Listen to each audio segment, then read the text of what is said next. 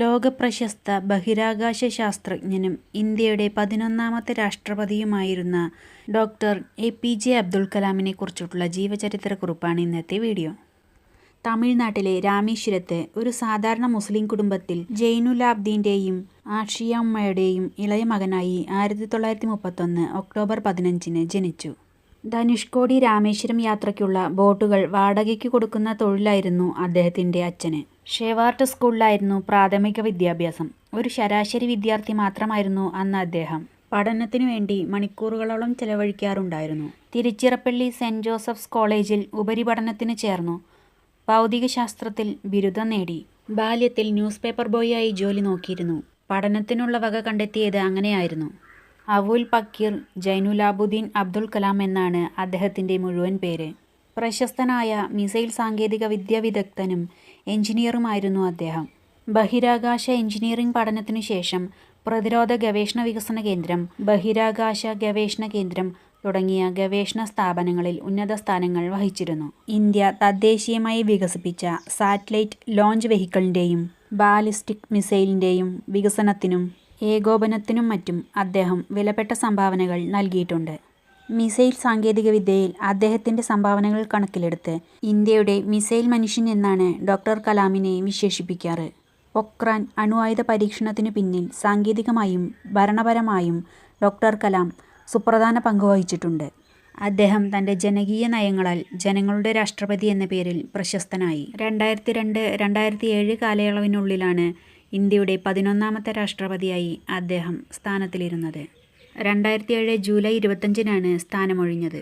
അതിനുശേഷം അധ്യാപനം, എഴുത്ത്, പ്രഭാഷണം, പൊതുജന സേവനം തുടങ്ങിയവയിൽ ശ്രദ്ധ കേന്ദ്രീകരിച്ചു. Thiruvananthapuram Indian institute of space science and ടെക്നോളജിയുടെ വൈസ് ചാൻസലറായിരുന്നു.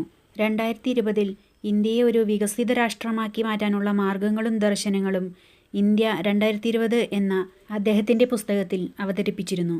അദ്ദേഹം ഒരു സാങ്കേതിക വിദ്യാ വിദഗ്ധൻ മാത്രമായിരുന്നില്ല, രാഷ്ട്രത്തിൻ്റെ ഭാവിയെക്കുറിച്ച് വ്യക്തമായ കാഴ്ചപ്പാടുള്ള രാഷ്ട്രതന്ത്രജ്ഞൻ കൂടിയായിരുന്നു. വിവിധ വിദ്യാലയങ്ങൾ സന്ദർശിച്ച് അവിടുത്തെ വിദ്യാർത്ഥികളുമായി സംവദിക്കുക എന്നത് അദ്ദേഹത്തിൻ്റെ ഇഷ്ടമുള്ള കാര്യമായിരുന്നു. അദ്ദേഹത്തിൻ്റെ പ്രസംഗങ്ങൾ വിദ്യാർത്ഥികൾക്ക് വളരെയധികം പ്രചോദനം നൽകുന്നവയാണ്. അഴിമതി വിരുദ്ധ ഇന്ത്യ സൃഷ്ടിക്കുവാനായി യുവജനങ്ങളെ ബോധവൽക്കരിക്കുന്നതിനുള്ള ഒരു ദൗത്യവും അദ്ദേഹം ഏറ്റെടുത്ത് നടത്തുന്നുണ്ടായിരുന്നു. ഡോക്ടർ കലാം നിരവധി കൃതികൾ രചിച്ചിട്ടുണ്ട്. ഇന്ത്യ 2020, അഗ്നിച്ചിറകുകൾ, ജ്വലിച്ച മനസ്സുകൾ എന്നിവയാണ് അവയിൽ ചിലത്. 30ഓളം സർവകലാശാലകളിൽ നിന്നും അദ്ദേഹത്തിന് ഓണററി ഡോക്ടറേറ്റ് ലഭിച്ചിട്ടുണ്ട്. ഭാരത സർക്കാർ രാജ്യത്തെ പരമോന്നത സിവിലിയൻ ബഹുമതികൾ നൽകിയും ആദരിച്ചിട്ടുണ്ട്. 1981 പത്മഭൂഷൺ, 1990 പത്മവിഭൂഷൺ, 1997 ഭാരതരത്നം എന്നീ ബഹുമതികൾ അദ്ദേഹത്തിന് ലഭിച്ചിട്ടുണ്ട്. 2015 ജൂലൈ 27-ന് 84-ാം വയസ്സിൽ അദ്ദേഹം അന്തരിച്ചു. മേഘാലയ ഷില്ലോങ്ങിൽ ഇന്ത്യൻ ഇൻസ്റ്റിറ്റ്യൂട്ട് ഓഫ് മാനേജ്മെൻറ്റിൽ വാസയോഗ്യമായ ഗ്രഹങ്ങൾ എന്ന വിഷയത്തെക്കുറിച്ച് പ്രസംഗിക്കുന്നതിനിടെയുണ്ടായ ഹൃദയാഘാതത്തെ തുടർന്ന് കുഴഞ്ഞു വീഴുകയായിരുന്നു. അദ്ദേഹത്തിൻ്റെ ആത്മകഥയുടെ പേരാണ് അഗ്നിച്ചിറകുകൾ. എൻ്റെ മരണദിവസം നിങ്ങൾ അവധി പ്രഖ്യാപിക്കരുത്. എന്നോട് സ്നേഹമുണ്ടെങ്കിൽ നിങ്ങൾ ഒരു ദിവസം കൂടി ജോലി ചെയ്യുവിനെന്ന് അദ്ദേഹം പറഞ്ഞിരുന്നു. രാഷ്ട്രപതി സ്ഥാനത്തെത്തിയ ആദ്യത്തെ ശാസ്ത്രജ്ഞനാണ് അദ്ദേഹം. അദ്ദേഹത്തിൻ്റെ മരണശേഷം അദ്ദേഹത്തിൻ്റെ സമ്പാദ്യം മുഴുവൻ അദ്ദേഹം സ്ഥാപിച്ച പുര എന്ന ട്രസ്റ്റിന് നൽകുകയായിരുന്നു.